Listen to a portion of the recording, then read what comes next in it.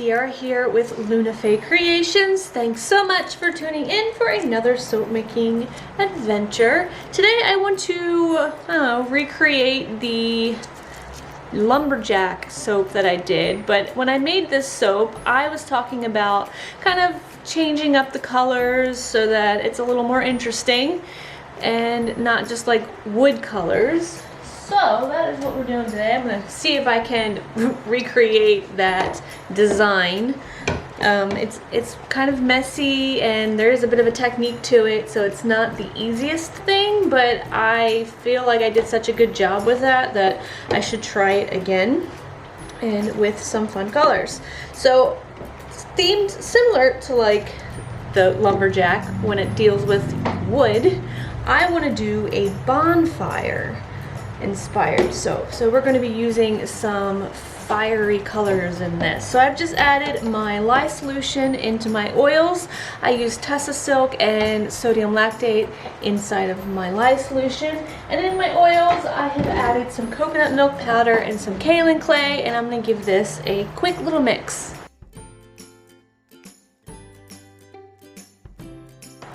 So I've split this off into 3 bowls. I've put a little bit more into this bowl as like a main color, and then these 2 are sort of like accents, and they're not quite even, but they don't have to be. Into this bucket, I'm going to put some sunflower yellow mica, and this is by Micas and More. I'm also going to add a little bit of shimmer. So this is called Mystic Gold. It's an Enviro glitter from Nurture Soap. And all the other colors I'm using are also from Nurture. So into this bucket I've got some orange marmalade. And into that last bucket I'm mixing up quite a bit of things. So My Red Obsession and some Red Vibrance. And last, Mystic Red. This is also an Enviro glitter, just to add a little bit of shimmer, glowing in this base. So I'm gonna go ahead and get those mixed up.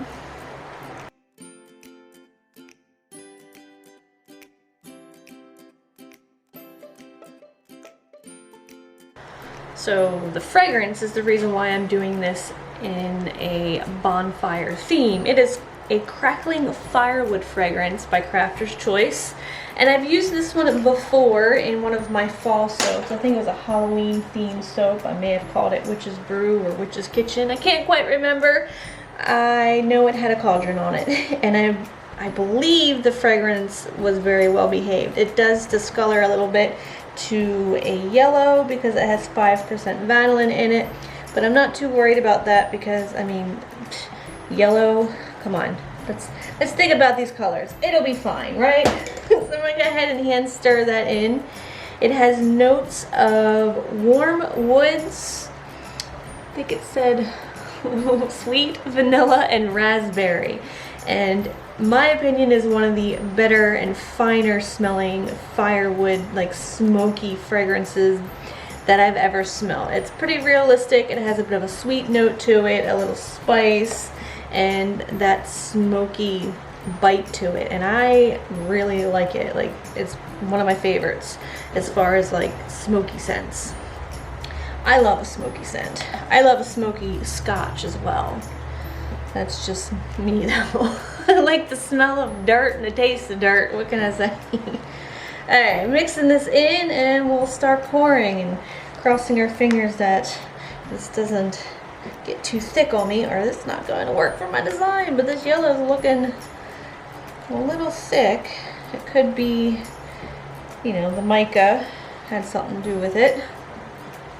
Some colors can do that, but let's hurry and make a mess, because I'm really good at that.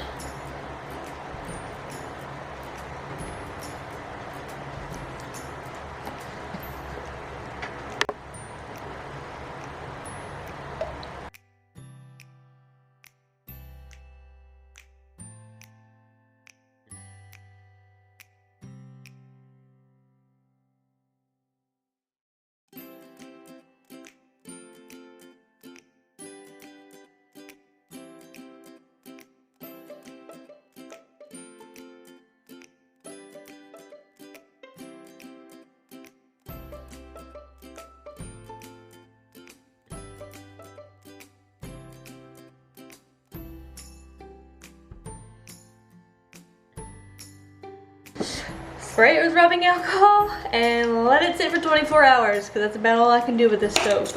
Did I get the fire design that probably got that in there. Did I get the wood grain design that I was going for? I highly doubt it. Definitely, come on now, it thickened up on me, and gosh, I don't think I got what I was going for, but will it be cool? Absolutely. I am excited still to cut into this because it's going to be pretty regardless. It's just not going to be the wood grain that I was going for. I'll have to try this again. I think I had better luck the first time I did this fragrance, or maybe the humidity. I don't know. Something wasn't my friend on that, but I'll bring you guys back when I go to cut it.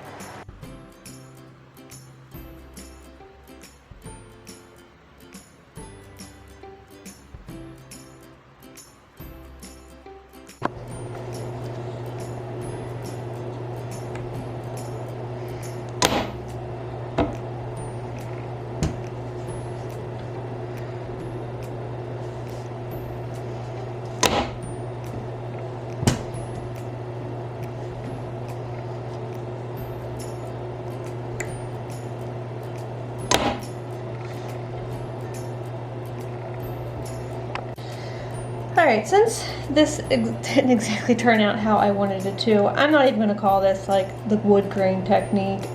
It's going to be like a fire technique. At least it's going to be a hot mess anyway. So this is what the inside looks like. This is the better of the two loaves. It's okay. I am going to put my logo stamp on the top of it.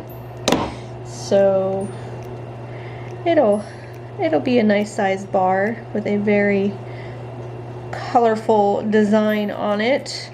It smells really good, and I think I got my point across with the whole bonfire look.